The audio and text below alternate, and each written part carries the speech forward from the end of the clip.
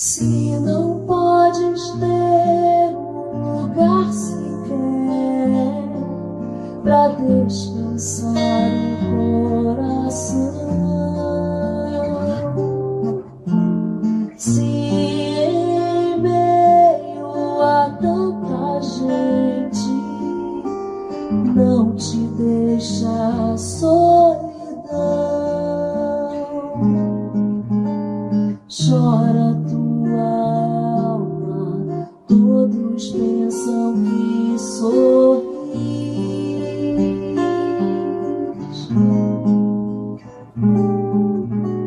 Cantam os teus lábios, falas da coragem, mas por dentro és infeliz.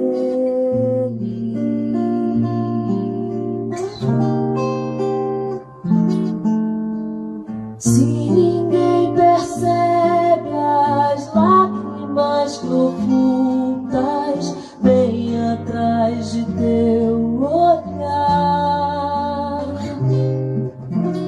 busque dentre os homens alguém a quem possas tua dor confessar. Olha, vê quantas estrelas são pra te iluminar. Nós viemos ao universo pra sermos felizes e amar.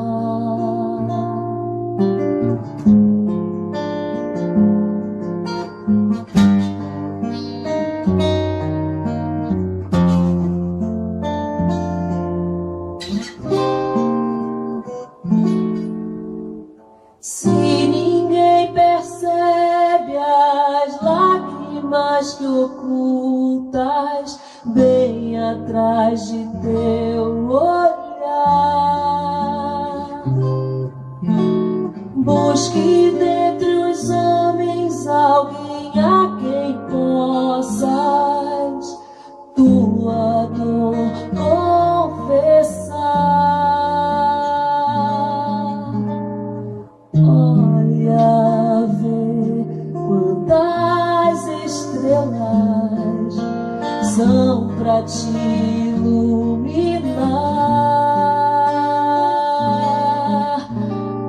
Nós viemos ao universo pra sermos felizes e amar.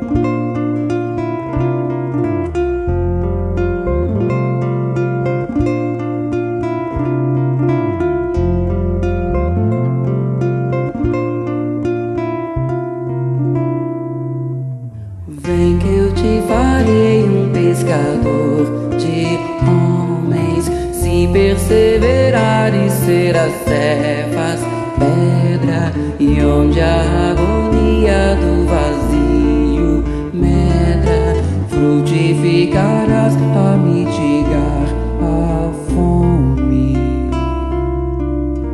Quero ir contigo, mas receio as águas. Temo afundar enquanto vais andando. Se no horto já pressentes tuas chagas, eu, Tiago e João ao chão em sono. Como não bastasse, eis-me a ferir um soldado que te traz voz de prisão. Sou pequena ovelha atemorizada, balindo negação. Volvo a vida e tomo pela tua mão. Crê, te levarei onde não queiras ir. Pedro, tu me amas. Pedro, tu me amas. Pedro, tu me amas. E tu que és a rocha, constrói a minha casa no coração do irmão. Ouve, Simão Pedro, morrerás em cruz. Não, eu não mereço essa distinção. Se depois do mestre martírios são troféus, e as mãos que ele tocou, os pés que ele lavou, apontarão os céus.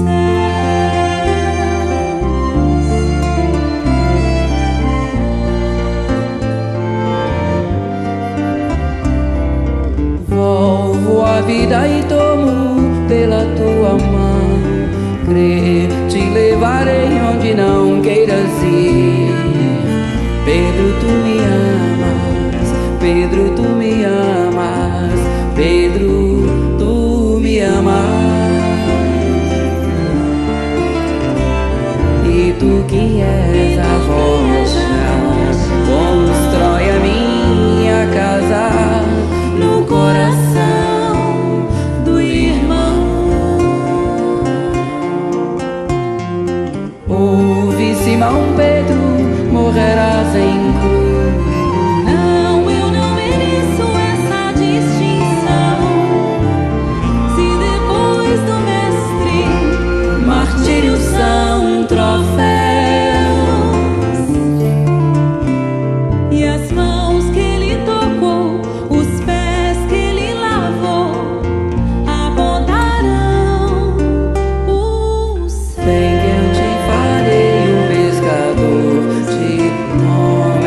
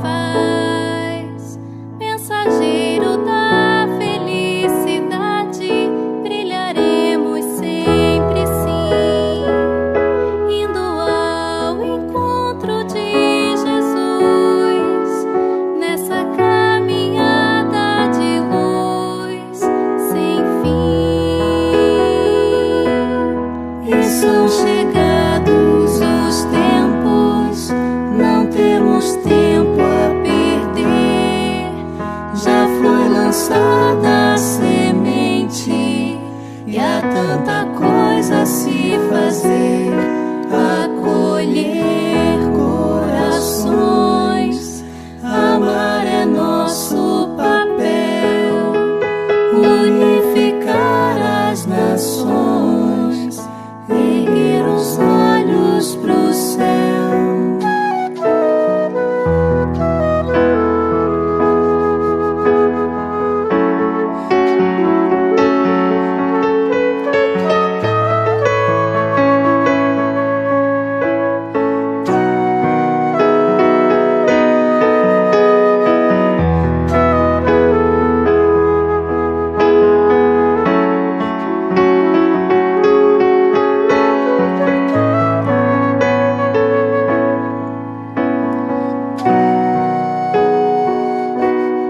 E são chegados os tempos, não temos tempo a perder. Já foi lançada a semente e há tanta coisa a se fazer, a colher corações. Amar é nosso papel, unificar as nações, erguer os olhos pro céu. Erguer os olhos para o céu.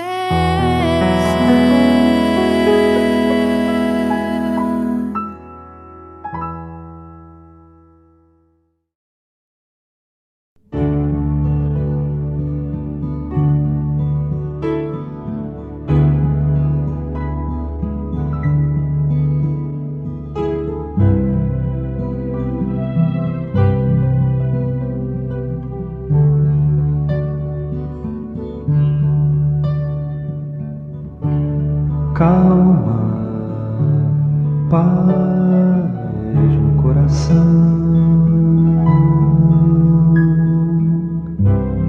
É silêncio que se faz na alma.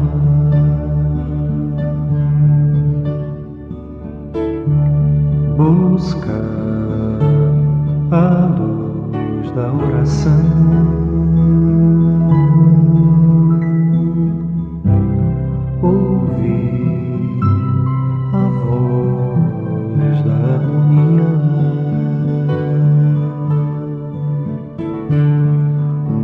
Passageiro, eterna é a vida, triunfo certo sobre qualquer dor.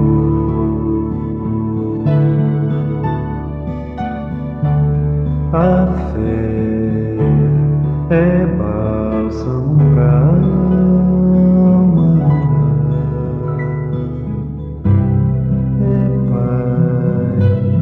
Amor e calma, calma.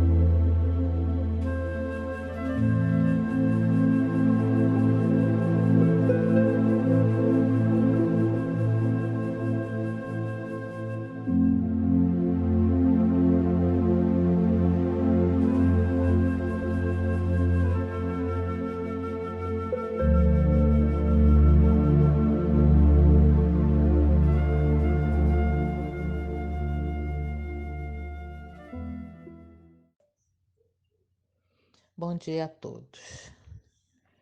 Sou Silvia Costa, trabalhadora da Casa Centro Espírita Miguel. Sejam bem-vindos à nossa reunião de fluidoterapia, onde hoje o estudo será do capítulo 5, Bem-aventurados aflitos, dando continuidade ao capítulo onde o item será o 25, a melancolia, e será feito pela Ana Tomás, expositora e trabalhadora da nossa casa.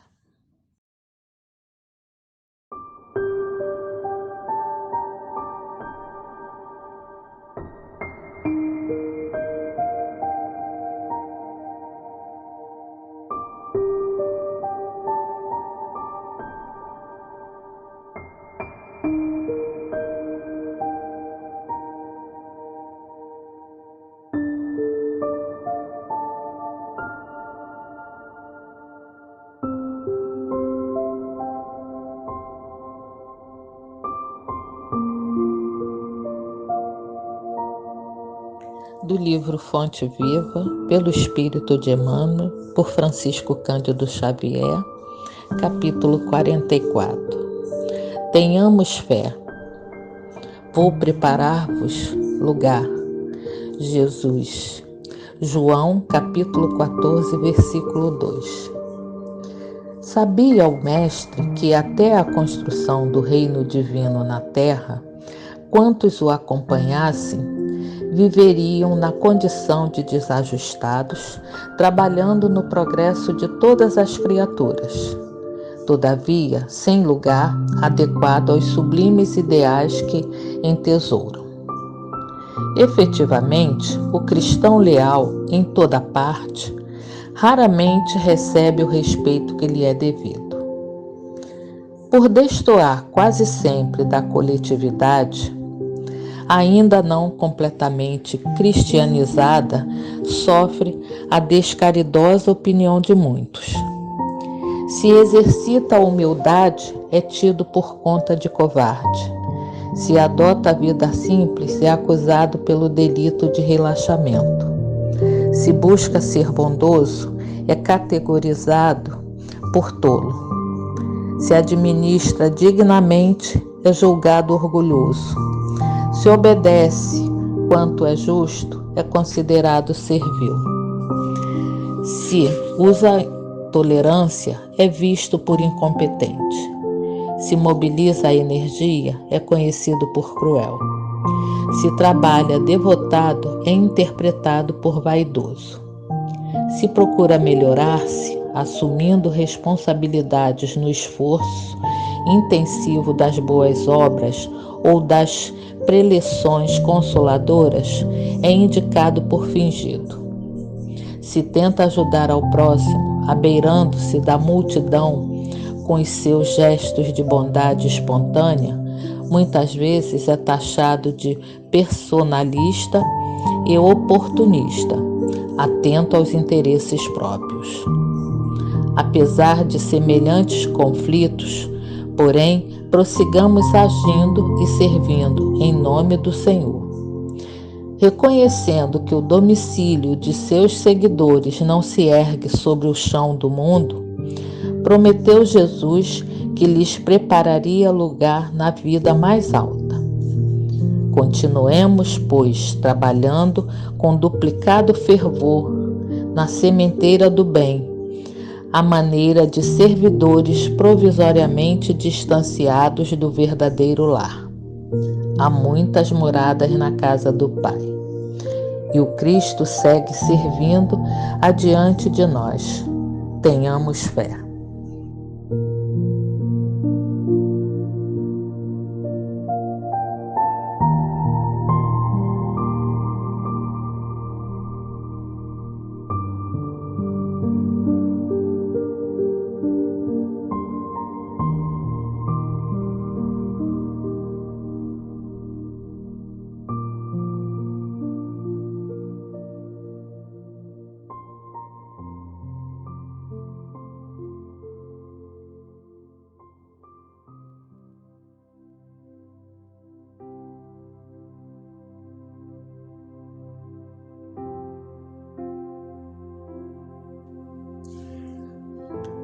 Deus Pai Todo-Poderoso, espiritualidade de luz, médicos e enfermeiros da espiritualidade, Miguel e Catuíde, agradecemos por tudo o que tens feito em nossas vidas. Pai de infinita bondade, agradecemos pela alegria da vida, pela nossa família, pelo nosso trabalho, pelo nosso alimento, por todas as oportunidades que possibilitam nosso crescimento a cada dia. Por tudo, Senhor, somos gratos pela vida que nos deste, por cada amanhecer que renova as oportunidades de aprendizado e melhoria. Senhor, nos protege, nos abençoe, nos conforte. Conforte aqueles que sofrem, os aflitos, sustente os enfraquecidos. Inspire, Senhor, em teus filhos as melhores decisões. Aqueles que têm o poder e a responsabilidade para com o povo, que eles possam ser bem inspirados para conduzi-los da melhor maneira possível. Esteja conosco, Senhor, protegendo a humanidade inteira de todos os males. Nossa Mãe, Nossa Senhora, escuta nossas preces, Senhora, em tempos tão difíceis como que estamos passando. Dai-nos força para vencermos em nós os sentimentos mesquinhos como a inveja, o egoísmo, o ciúme, o desinteresse e a indiferença. Sustenta-nos, Senhora, na fé, dando-nos força e resignação para seguirmos em frente, confiantes de que não estamos sozinhos. Graças a Deus, graças a Jesus.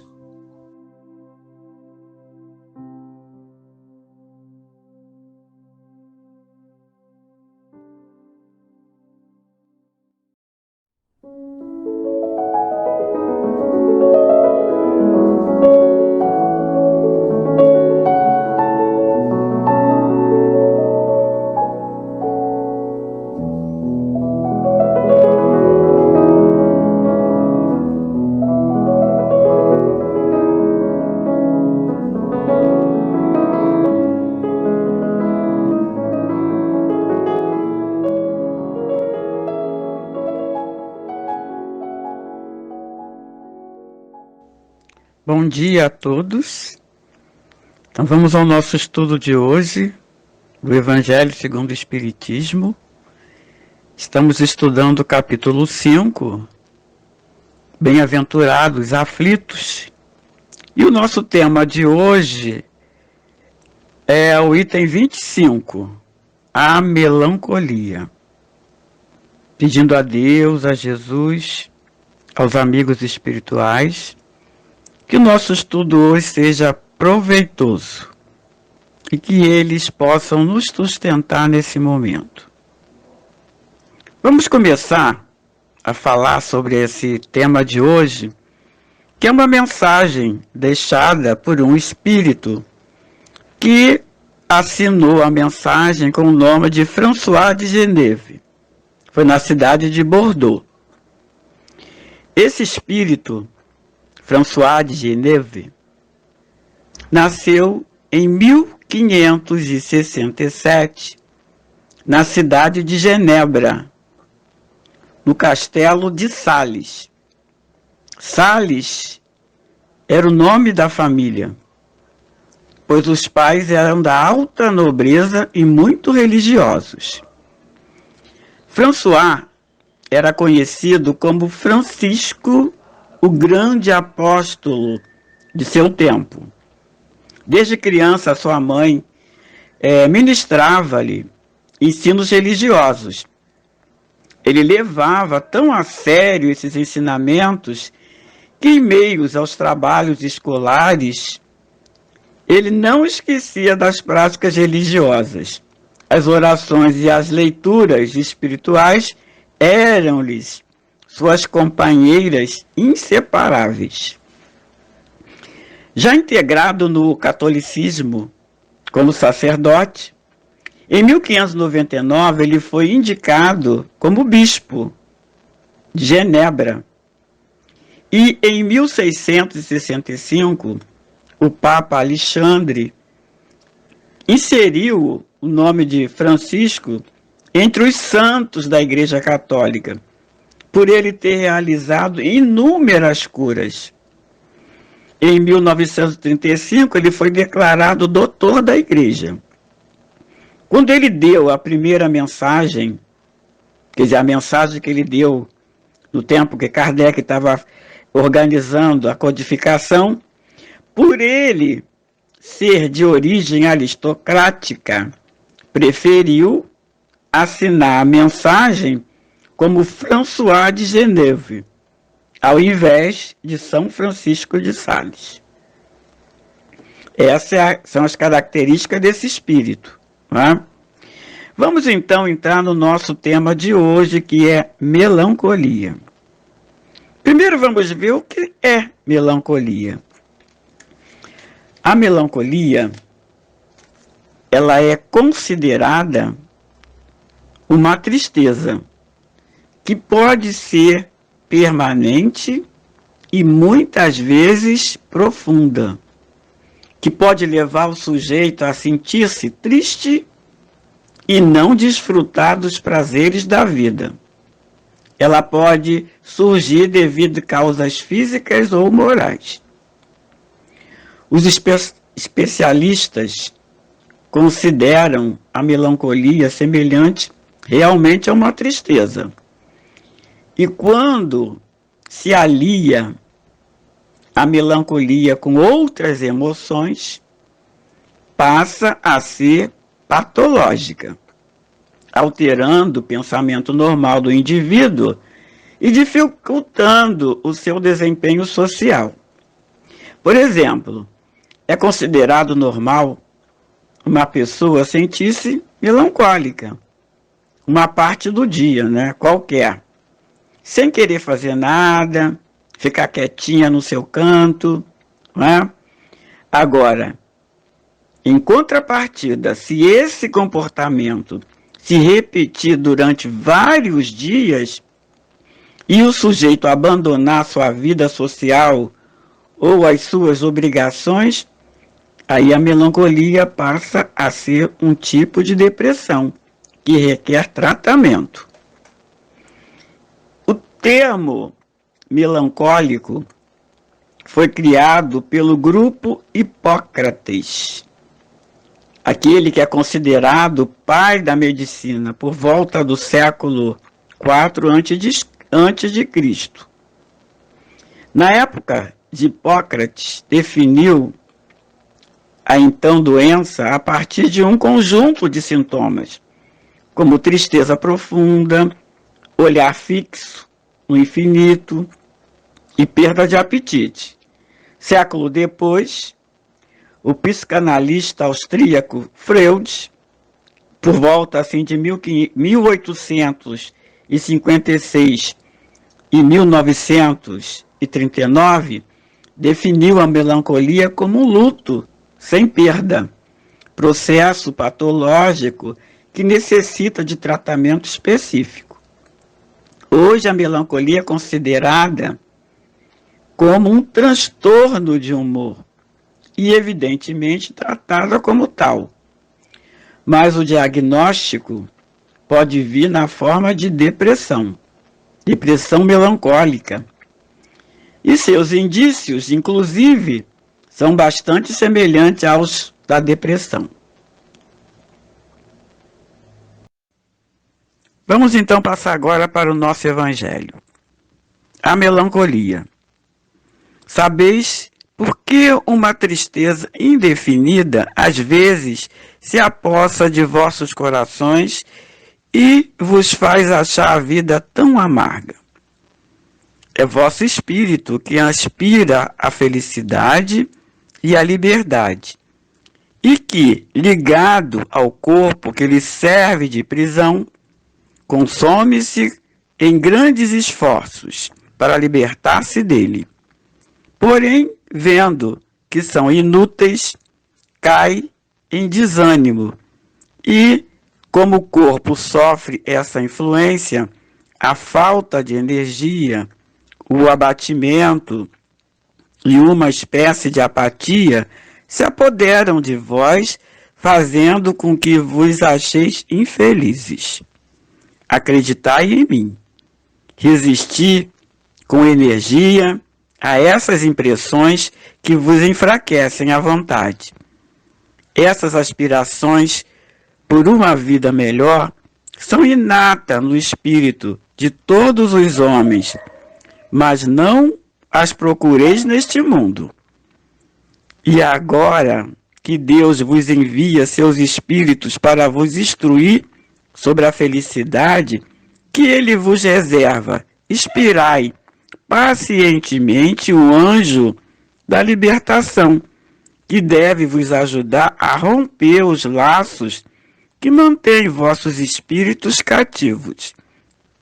Lembrai-vos de que tendes de cumprir uma missão durante vossa prova na terra, da qual não podeis duvidar, seja vos devotando à família, seja realizando os diversos deveres que vos são confiados.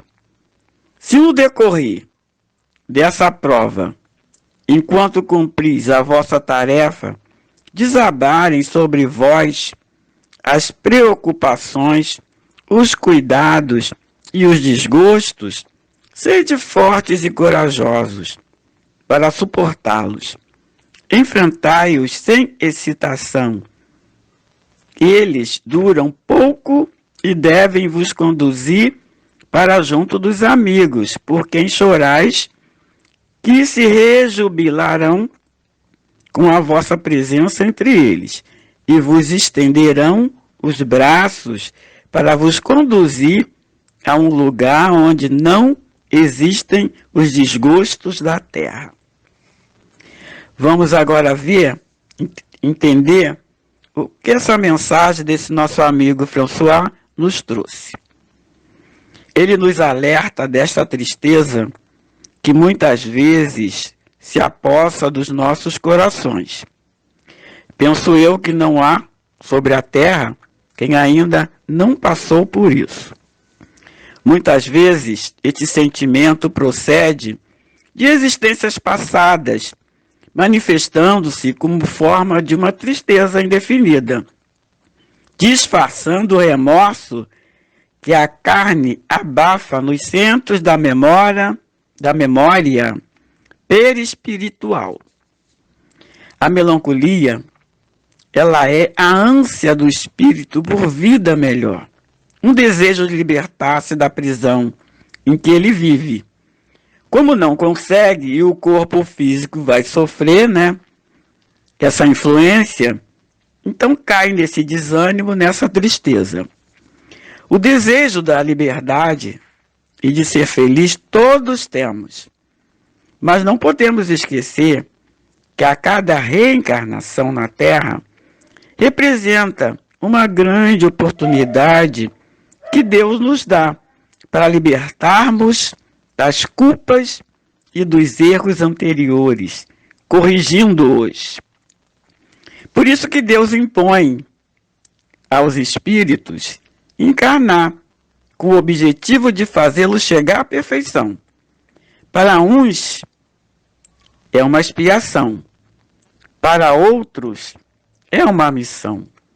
Porém, para chegar a essa perfeição, que é uma vida de liberdade e de felicidade, devemos suportar todas as vicissitudes da existência corporal. Nisto é que está a expiação. Esse trechinho está no Livro dos Espíritos, na pergunta 132. Agora, se a gente olhar o Evangelho do capítulo 5, item 12, Kardec nos mostra que aqueles que se conformam com suas aflições da terra, e mostra que Jesus indica o consolo a compensação e a cura desses males. Não é? E aquele que se coloca sobre o ponto de vista da vida espiritual compreende com o olhar a vida corporal. Ele vê como um ponto de vista, quer dizer, um ponto no infinito, e entende a sua brevidade e diz que esse momento penoso passa bem rápido. A certeza de um futuro próximo, mais feliz, o sustenta e o encoraja. E em vez de se lamentar, entristecer, agradece as dores que o fazem avançar. Não podemos esquecer nunca que a vida física ela é passageira. Nós só estamos aqui encarnados por causa dos nossos desequilíbrios que nos impõem estágios de correção. O homem deve sempre buscar a vida melhor, praticando os ensinamentos de Jesus, esforçando por cumprir a sua missão terrena e aguardar pacientemente a sua libertação. Não estamos no mundo só para os prazeres materiais, estamos aqui para nos reeducar e, consequentemente, nos elevar espiritualmente. Devemos sermos fortes e corajosos quando sobre nós desabarem as inquietações e as tribulações de nossas provações. A nossa irmã Amália Domingo Soler, no livro Reencarnação e Vida, ela publicou uma frase bem interessante que ela diz assim: diz bem o espírito, a tristeza é o símbolo da ingratidão, porque é a demonstração do desconhecimento que o homem tem da justiça de Deus. Então, é uma frase que nós devemos fazer uma reflexão sobre o que ela está falando aqui. Tá? Para encerrar o nosso estudo, nós vamos ler uma mensagem do livro Caminho, Verdade e Vida, psicografia do Chico, e uma mensagem do Emmanuel, que ele fala assim: tristeza. Porque a tristeza, segundo Deus, opera arrependimento para a salvação, o qual não traz pesar, mas a tristeza do mundo gera a morte. Esse trechinho aqui está na segunda epístola aos Coríntios de Paulo, no capítulo 7, no item 10. Conforme observamos na advertência de Paulo, há uma tristeza segundo Deus e outra segundo a terra. A primeira soluciona problemas atinentes à vida verdadeira. A segunda é caminho para a morte, como símbolo de estagnação no desvio dos sentimentos. Muita gente considera a virtude a lamentação incessante, o tédio continuado. Encontramos os tristes pela ausência de dinheiro adequado aos excessos. Vemos os torturados que se lastimam pela impossibilidade de praticar o mal. Ouvimos os viciados na queixa doentia, incapazes do prazer de servir sem agulhões. Essa é a tristeza do mundo, que prende o espírito à teia de reencarnações corretivas e perigosas. Raros homens se tocam da tristeza segundo Deus. Muito poucos contemplam a si próprios, considerando a extensão das falhas que lhes dizem respeito. Em marcha para a restauração da vida no presente e no porvir. Quem avança por esse caminho redentor, se chora, jamais atinge o plano dos soluços enfermiço e da inutilidade, porque sabe reajustar-se, valendo-se do tempo a golpes benditos, esforço para as novas edificações do destino. Então é esse que eu tinha que trazer para vocês, tá? Eu espero que tenha colaborado com o entendimento de cada um. Graças a Deus. Ao término da nossa reunião,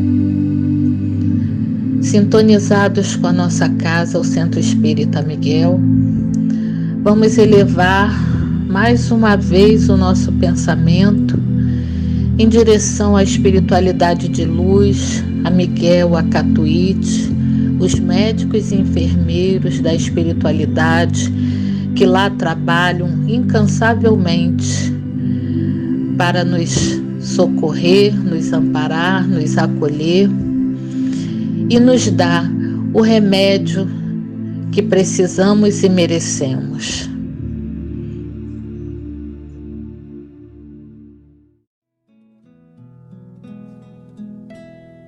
Quanta luz nesse ambiente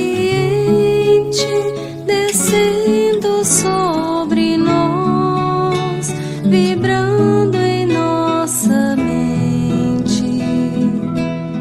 Quanta luz quando assim em prece, como a alma cresce aos olhos de Jesus.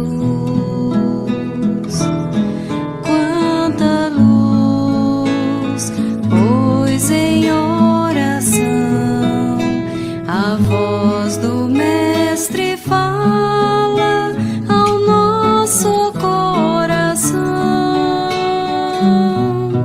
Quanta luz descendo sobre nós. Quanta luz, quanta luz.